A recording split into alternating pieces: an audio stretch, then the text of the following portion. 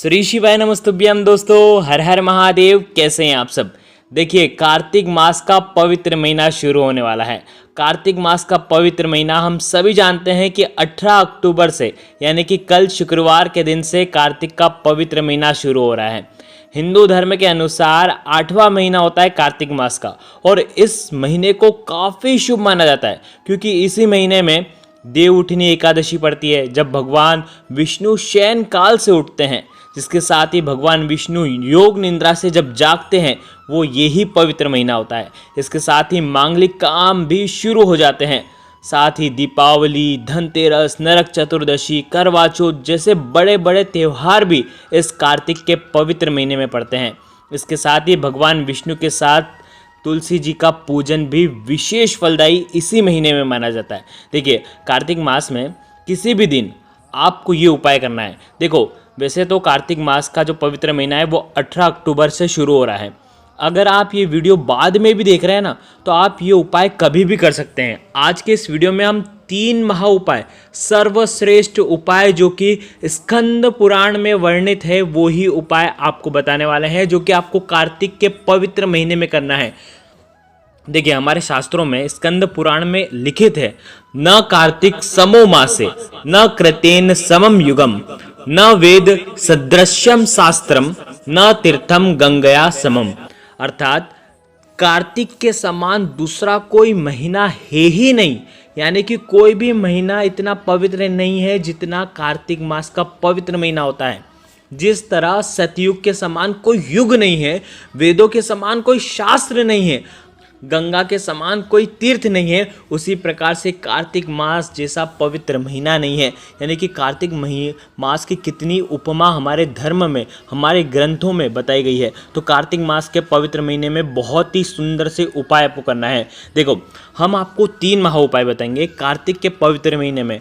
पिछले साल भी हमने आपको ये उपाय बताए थे, और इस उपाय से आपके जीवन में सकारात्मक बदलाव निश्चित तौर पर आते हैं। अगर आप ये उपाय करेंगे ना, तो आपको खुद को यकीन होने लग जाएगा कि आपके जीवन में परिवर्तन आ रहा है। तो आज के इस वीडियो में 3 महा उपाय के बारे में हम बताएंगे, जो कि कार्तिक मास के पवित्र महीने में आपको करना है। देखो, सबसे पहले चैनल पर अगर आप पहली बार आए हो तो चैनल को ज़रूर सब्सक्राइब करना। देखिए, कार्तिक मास की जो शुरुआत है वो कल 18 अक्टूबर शुक्रवार से हो रही है, जो कि कार्तिक मास का जो समापन होगा वो अगले महीने यानी कि 15 नवंबर तक ये कार्तिक मास का पवित्र महीना समाप्त होगा। तो हिंदू धर्म में कार्तिक मास का इतना महत्व क्यों है? क्योंकि ये जो पूरा महीना है वो भगवान विष्णु को समर्पित है। तुलसी जी की पूजा अर्चना का विशेष माह होता है, और इस दिन इस समय जो है कार्तिक मास के समय स्नान दान करना, दीप दान करना, ये इनका बहुत ज़्यादा महत्व है, जो कि आपको कष्टों से मुक्ति दिलाती है। तो आज जो 3 उपाय हम बताएंगे वो पूज्य गुरुदेव की ही कथा सुन करके समझ करके समझाने का प्रयास कर रहे हैं। लेकिन उससे पहले आप सभी से रिक्वेस्ट है, चैनल पर पहली बार आए हो तो चैनल को ज़रूर सब्सक्राइब करना। देखो, पूज्य गुरुदेव ने कार्तिक मास के सबसे पहले 7 नियम बताए हैं। तो सबसे पहले हम 7 नियम को विस्तार से समझते हैं। पहला जो है दीपदान। देखो, दीपदान तो आपको हर रोज़ करना चाहिए। पूरे कार्तिक के पवित्र महीने में हर रोज़ दीपदान करना चाहिए। अगर हर रोज़ नहीं कर सकते हैं ना, तो विशेष तिथियों पर आपको दीपदान करना है। कैसे करना है वो हम आपको वीडियो में बता देंगे। दूसरा यानी स्नान। देखो, पवित्र नदियों में स्नान करना चाहिए। अगर पवित्र नदियों में स्नान अगर आप नहीं कर पाते हैं ना, तो किस प्रकार से घर पर आपको स्नान करना है वो भी इस वीडियो में हम आपको बताएंगे। तीसरा है तुलसी जी का पूजन। नित्य रोज तुलसी जी का पूजन करना का महत्व बहुत बताया गया है कार्तिक मास के पवित्र महीने में। चौथा जो है भूमि पर शयन। भूमि पर सोना है आपको। अगर देखो, कई लोग भूमि पर शयन नहीं कर पाते, तो इस नियम का पालन वो नहीं कर पाते हैं। तो यहाँ पर ज़रूरी नहीं है कि 7 नियम का आप पालन करें। जो नियम आप पाल सकें उसका नियम आप ले लीजिए, और उस नियम को नियमित रूप से कार्तिक मास के पवित्र महीने में आपको करना है। और 5वां जो नियम है वो आपको शरीर पर किसी भी प्रकार का तेल नहीं लगाना है। छठा जो है संयम रखना है। देखो, संयम यानी कि जीवन में संयम रखना है। अगर आपको कोई सी चीज़ पसंद है तो उस चीज़ को कार्तिक मास के पवित्र महीने में छोड़ दो। ठीक है, जो सबसे ज़्यादा चीज़ जो प्रिय है, अगर आपको कोई कपड़े प्रिय हैं तो वो कपड़े आप छोड़ दें। किसी भी चीज़ में आपको संयम रखना है। अगर आप बहुत ज़्यादा बोलते हैं ना तो आधी एक घंटे के लिए मौन ले लीजिए, ये भी एक संयम है। छोटी छोटे जो चीज़ें हैं उसका आपको पालन करना है। देखो कोई सी भी चीज़ छोड़ दीजिए। सातवीं चीज़ है ब्रह्मचर्या का पालन। पूर्ण रूप से कार्तिक मास के पवित्र महीने में ब्रह्मचर्या का पालन आपको करना है। ठीक है, तो ये थे 7 नियम जो कि पूज्य गुरुदेव ने बताए हैं। अब हम एक एक करते हुए उपायों को समझेंगे। देखो कार्तिक मास के पवित्र महीने में हमने पहले ही बता दिया कि इसमें स्नान करने का विशेष महत्व है। अगर तीर्थों पर स्नान नहीं कर सकते, तीर्थों की नदियों के वहाँ पर आप स्नान नहीं कर सकते, तो आप घर में किस प्रकार से स्नान करेंगे सबसे पहले समझना। आपको क्या करना है, लकड़ी लेना है। तुलसी जी की जो सूखी लकड़ी आती है ना, वो लकड़ी लेना है और 7 लकड़ी लेना है। ठीक है, छोटे छोटे टुकड़े ले लेना 7, और उसको कच्चे सूत से, सफ़ेद सूत का जो धागा आता है ना, उससे बांध लेना। ठीक है, अब आपको क्या करना है, घर का कोई भी व्यक्ति जब भी स्नान करेगा सुबह, कार्तिक मास का जब स्नान करता है ना कोई भी व्यक्ति, तो उसकी जो बाल्टी है उस बाल्टी में इसको आपको घुमा देना है। समझ रहे हो?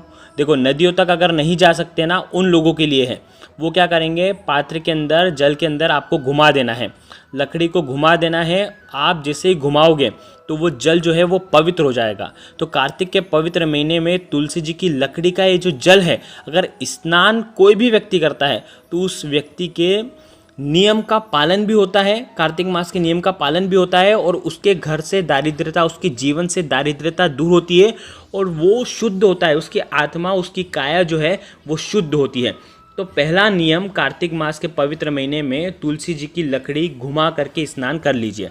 अब देखो आपके सारे पापों का क्षय हो जाता है।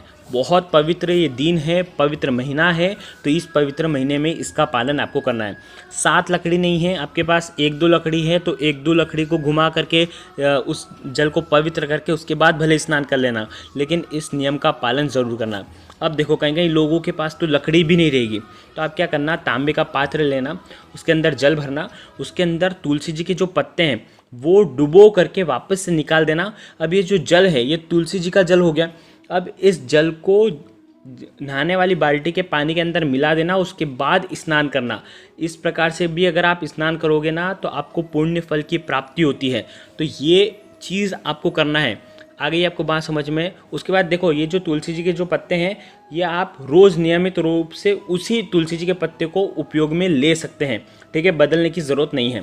तो ये हो गया पहला उपाय जो कि हमने आपको बता दिया। अब देखो दूसरा उपाय आप कब करोगे, कार्तिक मास के रविवार के दिन या तो कार्तिक मास के गुरुवार के दिन। ये 2 दिन तो विशेष हैं।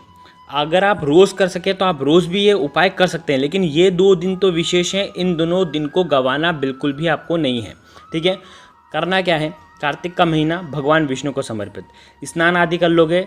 उसके बाद आप क्या करोगे, तांबे के पात्र के अंदर जल भरना। ठीक है, अब इस जल के अंदर 11 काले तिल के दाने डालना। ओम नमो भगवते वासुदेवाय का जाप करते हुए। काले तिल भगवान विष्णु को प्रिय हैं, आपको काले तिल जल के पात्र के अंदर डालना है। अब आप क्या करोगे, इसी तांबे के पात्र के अंदर साथ में आपको लेना है तुलसी जी की मंजरी, जो बीज होते हैं ना, जो सूखे हुए रहते हैं, वो लेना है। और इस जल के पात्र के अंदर 1 2 3 जितने आपको डालना है, थोड़े से आपको 1 चुटकी आप इसके अंदर तुलसी जी की जो मंजरी है वो आपको डालना है। ठीक है, अब क्या करोगे, तुलसी जी की मंजरी डाल दी, काले तिल डाल दिए, इसके अंदर आपको 1 टुकड़ा गुड़ का डालना है। ठीक है, ये 3 चीज़ तो आपको डालनी है। अब क्या करोगे, आपको कार्तिक मास के रविवार के दिन या तो गुरुवार के दिन विशेषकर आप भगवान सूर्य को अर्घ्य देंगे। देखिए अर्घ्य देते समय आपको विशेष ध्यान रखना है, सबसे पहले सूर्य देव को प्रणाम करें और सूर्य देव के 12 नाम मंत्रों का आपको जाप करना है। सबसे पहले सूर्य देव के सामने आपको खड़े हो जाना है, हो सके तो पीले या तो लाल रंग के वस्त्र पहनना, और उसके बाद सूर्य देव को अर्घ्य देना। 12 नाम मंत्र हैं, ओम मित्राय नमः, ओम रवे नमः, ओम भानवे नमः, ओम सूर्याय नमः, ओम खगाय नमः, ओम पुष्णे नमः, ओम हिरण्यगर्भाय नमः, ओम मारीचाय नमः, ओम आदित्याय नमः, ओम सावित्रे नमः, ओम आर्काय नमः, ओम भास्कराय नमः। 12 नाम मंत्रों का जाप करना, सूर्य देव को प्रणाम करना, फिर अपने मस्तक पर इस लोटे को उठाना और धीरे धीरे पतली धारा से सूर्य देव को अर्घ्य देना। और अर्घ्य का मंत्र याद है ना, एहि सूर्य सहस्त्रांशो। तेजो राशि जगतपते अनुकंपयाम माम भक्त्या ग्रहणार्ध्यम देवाकर। 3 बार इस मंत्र का जाप करना। उसके बाद या तो अगर ये मंत्र नहीं आता ना तो ओम सूर्याय नमः का भी आप जाप कर सकते हैं और अर्घ्य देंगे आप। ठीक है, अर्घ्य देने के बाद आपको सूर्य देव की 7 बार परिक्रमा करनी है। जहाँ पर खड़े हैं वहीं पर आपको 7 बार घूम जाना है, सूर्य देव को प्रणाम करना है। जो भी व्यक्ति इस प्रकार से उपाय करता है उसके शरीर के रोग दूर होते हैं। देखो इसमें मेन चीज़ क्या है, तुलसी जी की मंजरी। तो मंजरी का उपयोग आपको ज़रूर करना है। देखो अगर आप ये उपाय करोगे ना तो विशेषकर इस बात का आपको ध्यान रखना है। तो ये उपाय भी आप कर सकते हैं। ठीक है, ये हो गया दूसरा महा उपाय। अब हम बात करते हैं तीसरे महा उपाय की। देखो कार्तिक मास के पवित्र महीने में पूज्य गुरुदेव ने स्पष्ट रूप से पहले जो 7 जो नियम बताए थे उसमें पहला ही नियम था दीपदान का। तो दीपदान आप कहाँ करोगे? रोज़ रोज़ आपको दीपदान करना है। अगर रोज़ दीपदान नहीं कर पाते हो तो नियम बना, वैसे तो नियम रहना चाहिए कि रोज़ एक दीपदान तो आपको करना ही चाहिए। ठीक है, अगर दीपदान नहीं कर पाते हो ना तो विशेष तिथियों पर तो आपको दीपदान करना ही चाहिए। आपको आपके घर में जहाँ कहीं भी तुलसी जी है वहाँ पर आपको दीपदान करना है। तुलसी जी के वहाँ पर दीपदान करना सर्वश्रेष्ठ है। अगर आपके घर में तुलसी जी नहीं है तो कहीं पर भी घर में आपको दीपदान ज़रूर करना चाहिए तुलसी जी के नाम का। ठीक है, भगवान विष्णु के नाम का। आप क्या करोगे, दीपदान करना है, बहुत ध्यान से समझना। तुलसी जी के वहाँ पर कर रहे हो ना तो सूर्यास्त के बाद ही आपको दीपदान करना है। या तो सूर्योदय के पहले दीपदान कर लीजिए या तो सूर्यास्त के बाद आप दीपदान कर लीजिए। देखिए सूर्योदय के पहले 1.5 घंटे का लगभग आप समय है, यानी कि लगभग सुबह 4 बजे से लेकर के 5:30 बजे के बीच में आपको दीपदान करना है सूर्योदय के पहले। ठीक है, देखो सूर्योदय में आपको क्या करना है, तुलसी जी के वहाँ पर या तो सूर्यास्त के बाद आप दीपदान करेंगे। तो कार्तिक का पवित्र महीना है और गोल बाती का दीपक जो कि भगवान विष्णु के निमित्त ही लगाया जाता है। आटे का दीपक बना सको तो आटे का दीपक बनाना।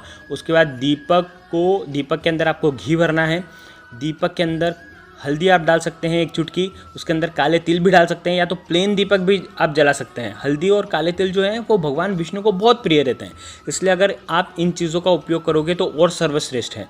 तो इससे आपके घर में जो भी धन की कमी है वो दूर होती है। एक नियम बना लीजिए, अगर आप दीपदान करते हैं ना तो निश्चित तौर पर आपके घर में जो भी धन की कमी है, आर्थिक समस्या है, वो निश्चित तौर पर वो सारी समस्या दूर होगी। सूर्यास्त के बाद ये उपाय करोगे या तो सूर्योदय के पहले आप ये उपाय करेंगे। ठीक है, इस बात को बिल्कुल ध्यान रखना। ये उपाय बहुत ही लाभकारी है। अगर आप ये उपाय करते हैं तो जीवन में समस्त परेशानी आपकी दूर होती है। तो देखो 3 महा उपाय हमने आपको बता दिया, दीपदान का विशेष उपाय भी हमने आपको बता दिया। कार्तिक का पवित्र महीना है, इसे जाने बिल्कुल भी मत देना। कुछ ना कुछ उपाय इसमें करते रहना और विशेष रूप से नियमों का पालन करना।